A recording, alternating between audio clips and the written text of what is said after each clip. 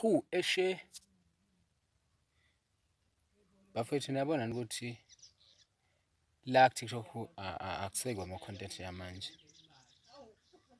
Abantu sebexabana impela manje bafethu.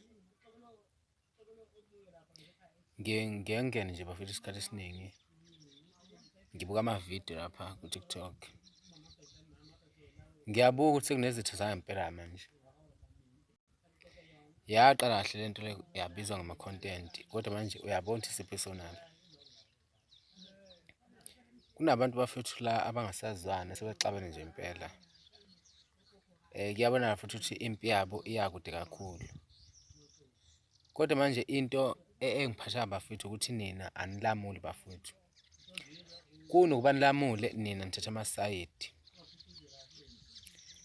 Ngake ngathusa lento le yoCabashe noMnyovu bonke nje labo noMbeje. Ngangena futhi ngayikhuza bafethu lonto leyo. Kwasho khona ukuthi angisiyo umuntu onamafulazi amaningi. Ngicabanga ukuthi lo video ayibonwanga abantu abaningi. Kodwa manje sengibuka le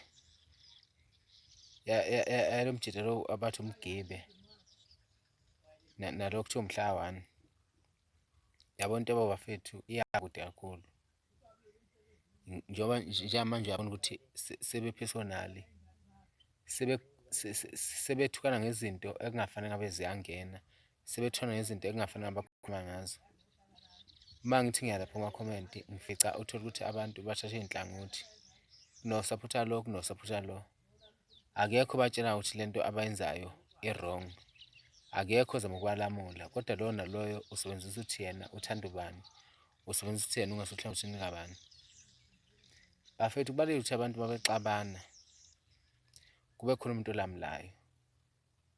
Mosani ukugqugquzela impi nithathe inhlangothi ekubeni ngabe niyalamula. Anofunda ukuthi nilamule ngoba impi yakhe. Impi akaze nje yakhe.